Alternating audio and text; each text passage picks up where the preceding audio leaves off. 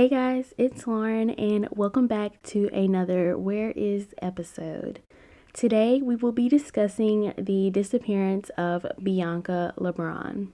Bianca was born on the 26th of June in 1991. At the time of her disappearance, she was 10 years old and she lived in Bridgeport, Connecticut with her mother Carmelita Torres and her stepfather Angelo Garcia, but she did have a cordial relationship with her biological father Wilberto Lebron. Bianca was described to be someone who was very outgoing. She loved to dance and sing and take care of her pet hamster Nina, and she loved going shopping at the Mitford Mall and the Trumbull Mall. And both malls were pretty close to where her family lived. She was also described to have a high self-esteem and would often play dress up with the other children in her family, and she would be the teacher and the other children would be the students. At the time, she was in the 5th grade and she attended school at Elias Howe School, which was located on Clinton Avenue. Bianca actually did very well in school. She had never skipped any of her classes, so her missing school would be out of character for her. On November 7th in 2001, Bianca attended school like any other day. Now, at her school, the students had to wait in line before they could enter the school. I know at my elementary school, we had to wait in the gym before we could go to our classes, but while she was waiting in line, she was just chit-chatting with her friends, and she told her friends and her teacher that she actually wouldn't be attending class that day, and instead, her uncle was going to take her shopping. She asked her friends if they wanted to come with her to the mall, but they all decided to stay at school. At this point, it was about 8:30 a.m. and an older-looking van that was tan and brown pulled up in front of the school. The van had tinted windows with chrome trim and was sanded down, but only certain parts of the van were sanded, so again, it looked to be in poor condition. Bianca then got out of line and into the van and has not been seen nor heard from since.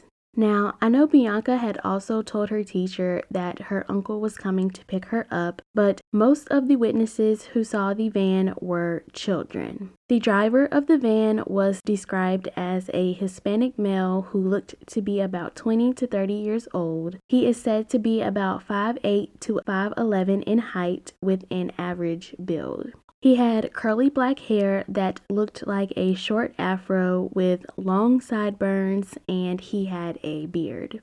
He had brown skin with brown eyes and had a very prominent nose with scratches on his nose and his right cheek, so he obviously didn't try to conceal his face from anyone when he went to go pick Bianca up from school. Since Bianca did state that her uncle was picking her up and the fact that the person driving the van was indeed a man, the school administrators just assumed that he must have been Bianca's uncle, so they just let her go without questioning him at all. Me personally, I just feel like you should always follow up on things, especially if it's coming from a child. And I mean, if anything, at least call her parents and say, Bianca left this morning with her uncle. Are you aware of this? Like, no one knew, and the day hadn't even started yet. If he wanted to take her shopping that early, he could have just picked her up from her house. And who would honestly let someone take their child shopping when they're supposed to be in school? I don't know if it's just me, but if I was that teacher, I definitely would have been questioning her like, do your parents know about this? But let me speak to your uncle.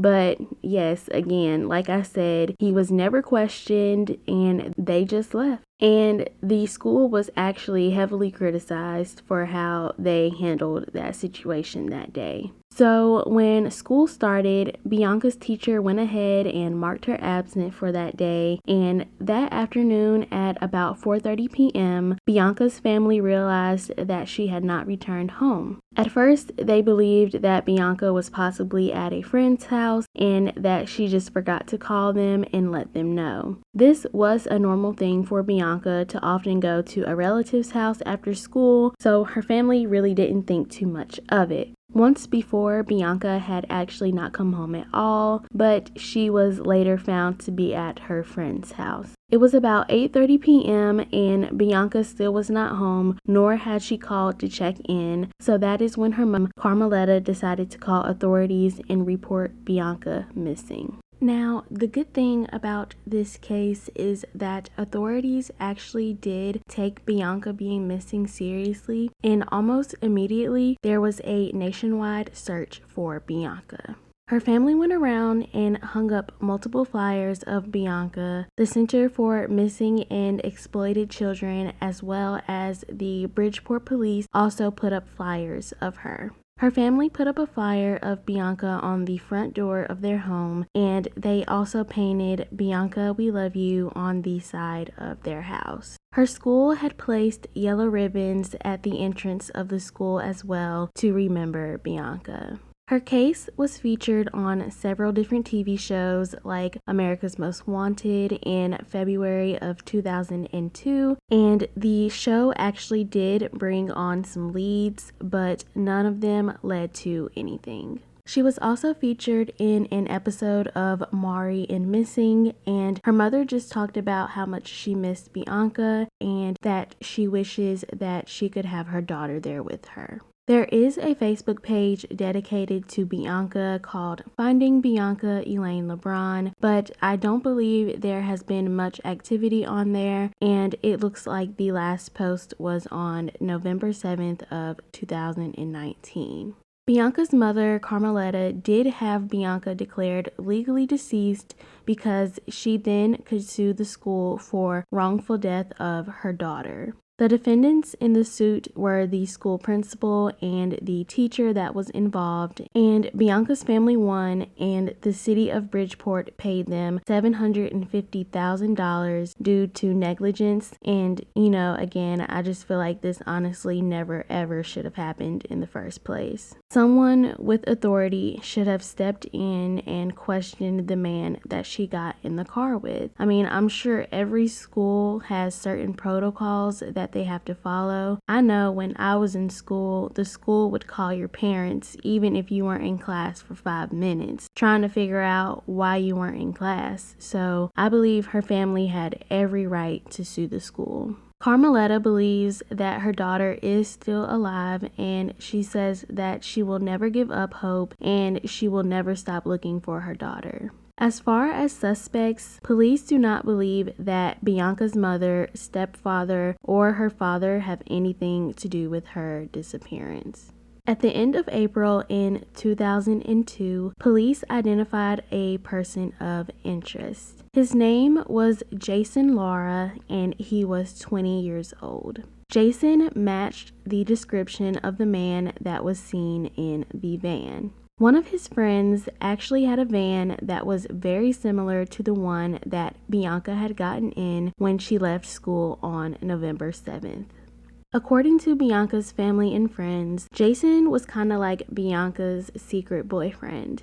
Her friends say that Bianca once told them that she had a crush on an older guy and his name was Jason, and remember, Bianca was just 10 years old at the time. Her family also says that Bianca and Jason had been caught kissing before and that the two spent a good amount of time together prior to Bianca's disappearance because Bianca's great uncle was actually in a relationship with Jason's mother. Sonia, who is Bianca's grandmother, said that yes, Bianca knew Jason and everything, but she doesn't believe she was dating him because, again, she was too young to be dating. But she also said that Bianca knew Jason well enough that if it was him who was driving the van, she would have been comfortable enough to get in the car with him. Her great aunt Nancy believed that Jason was the guy that picked Bianca up that day because he looked just like the man in the sketch.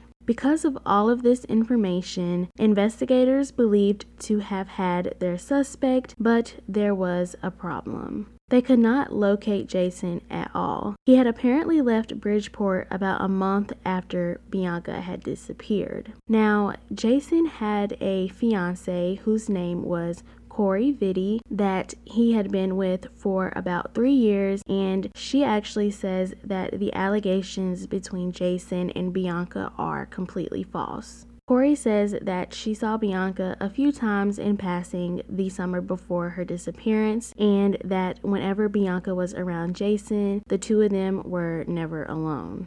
Corey and Jason also have a son together, and because of all of the accusations, Bianca's family and Jason's family started feuding with each other, and things just were not good between them at all.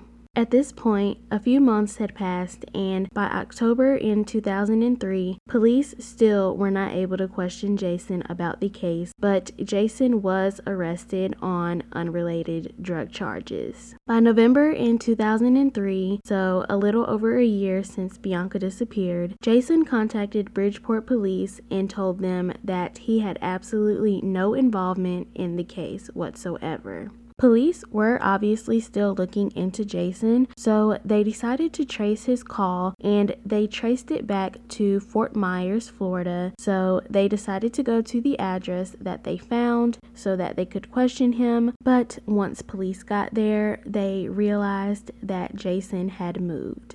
They were able to get a picture of Jason, and they discovered that he was using the last name Gonzalez now instead of Laura. While investigators were in Florida, they also discovered that Jason was apparently dating a 53-year-old woman. I'm not sure if he was still with his fiance, but the woman told police that if anything ever happened to her, it was Jason that did it. She said that Jason could potentially be capable of being violent, and that one day she overheard Jason talking to a friend and telling him that he wanted a younger girlfriend. Police were eventually able to find Jason, and since he never legally changed his last name to Gonzalez, but that was the last name that he used on the fingerprint card, they were able to charge him with an unrelated charge of second-degree forgery. Police pursued this charge in hopes of possibly being able to transfer Jason back to Bridgeport to question him about Bianca's case. Police were eventually able to question him, and Jason actually was not very cooperative at all. Sheila Santiago, who was a spokeswoman for the police, said that they tried to get him to cooperate, but Jason actually had an alibi, so he was cleared as a suspect.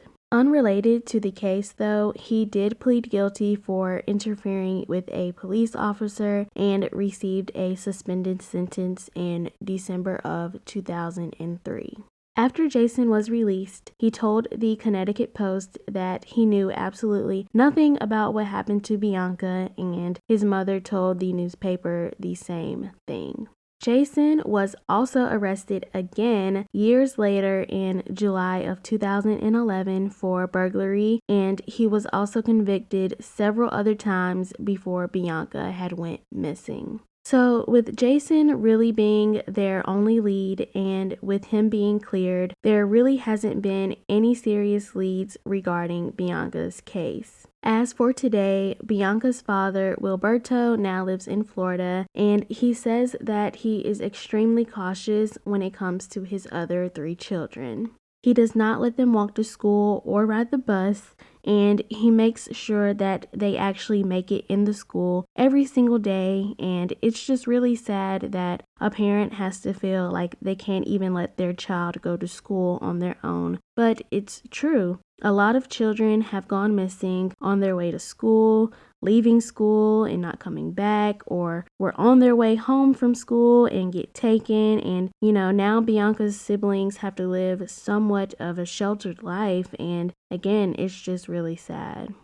The school that Bianca attended has now since been closed down and has now been turned into housing for seniors. Bianca is still missing today, and her case remains open. If still alive, she would be 29 years old. At the time of her disappearance, she was 4'11" and 115 pounds. She was last seen wearing a green, beige, and brown camouflage shirt, beige pants, black boots, and a dark blue denim jacket.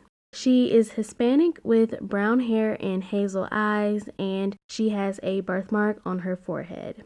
If you have any information, you can contact the Bridgeport Police Department at 203-576-7671. I do sincerely hope that Bianca is out there somewhere and that we can bring her home together. But that is it for me today, you guys. Stay safe, and I will see you in the next one.